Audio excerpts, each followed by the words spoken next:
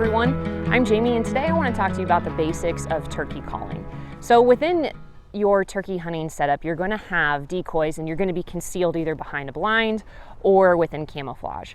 And as I talked previously, decoys, I suggest, are a must-have within your hunting setup, but you also want to pair vocalizations within that visual aspect, and that's where turkey calling comes into play. Now, the most common types of calls that you use or vocalizations that you use are actually a hen call or hen vocalizations, and that again is the female wild turkey. The most common calls or vocalizations from a hen are clucks, yelps, and purrs. Now, you may want to use these different vocalizations depending on the situation. So the most common call or vocalization, in my opinion, is actually the yelp call, and that sounds more like this.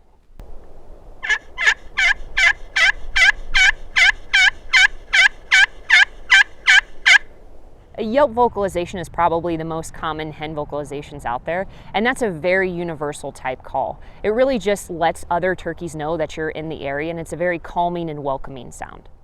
A cluck vocalization is another one that you can use within your calling sequence. It's another call that helps reassure other turkeys. It's more of a common flock type call or vocalization to use, and it more sounds like this.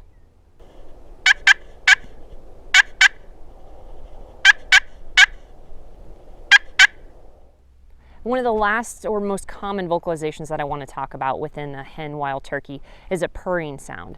And hens will actually purr when they're content. It's a softer type vocalization, so that can be used in close encounters when turkeys are actually starting to come into your decoy or hunting setup. Now, there's different calls out there that allow you to make these various vocalizations, specifically hen vocalizations. And for example, there's a box call, there's a slate call, or more of a pot looking call, as well as a diaphragm call. And I'll walk through these three individually. So I'd say probably the easiest call to use is actually the box call. And this is a friction type call where it's actually these two surfaces of this wood that will help you create that yelping sound I spoke about. So really you're just bringing that top lid and sliding it across. Now, I don't suggest picking it up because you'll have that click with it. It's really just a sliding motion. Now, within this box call, you can actually make these vocalization sounds pretty loud. So that's what's nice about the box call is it's really easy to use and you can be loud on it if you need to. So the other call that I referenced is a slate call or a pot call. This specifically is a slate call, and it's actually the surface on here can be different materials. Some can be glass, some can be aluminum. This is more of a slate type material. This is another friction type call where you use a striker onto the pot itself. Now I have right here this Scotch-Brite type, what do you call this? Sponge? Ultimately, it roughs up this surface, which helps with the sound and helps create that friction and ultimately that vocalization. So I do like to have one of these in my hunting bag as well. So because if you touch these with your fingers, you start to get these fingerprints and these oil prints, and that prevents you from having a really good friction sound. So I use this, I can't think of the word for whatever this is, but this more scratch type pad to create that surface. So this is my go-to call. I actually really like this slate call. You have a lot more control of your sounds within this call, and you can actually, like the box call that I mentioned, you can actually make very louder sounds within this as well. So the volume within this you can really get on, which is awesome. So what's nice within a slate call like this, you can actually do all three of the vocalizations I talked about. You can actually do the yelping, which is the most common, clucks, as well as purring on a call just like this. Now there's two different parts to this type of pot call. So you have the striker as well as the pot itself. Now the surface of this pot is actually a slate material. I like the sound of this versus glass or aluminum, but it's all personal preference. So I don't really like to grip the pot like this. You want to almost cradle it within your hand and use then the striker. I like to use it at the top here and make circular sounds or circular motions.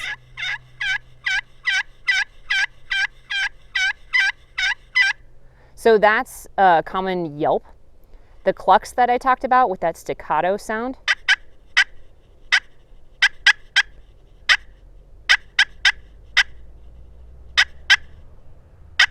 Those are just short, loud strikes. The purring is another vocalization that I talked about that you can do within this pot call. So hens will actually use that purring sound when they are happy and more flocking around as a group. And it's, like I said, a very soft type sound. And that also just helps keeps the turkeys close to you. And maybe even you can use this as your last resort, getting those turkeys within your decoy spread. Now, the last type of call I mentioned to help create hen vocalizations is actually a diaphragm call. So diaphragm call is actually one of the hardest calls to use, but they're a piece of fabric that actually have these reeds in between there. And you will put this diaphragm call at the roof of your mouth and make these sh sh sh sh sounds. And that's where you can do the cluck, very short staccato sounds, or you can also do those yelping sounds. Now, this is, like I said, more of a difficult call to use, but it just takes practice. So you can actually fine tune and make these very detailed vocalizations, which is nice. You have a lot more control within a diaphragm call, and you can also get a lot of volume within a diaphragm call too.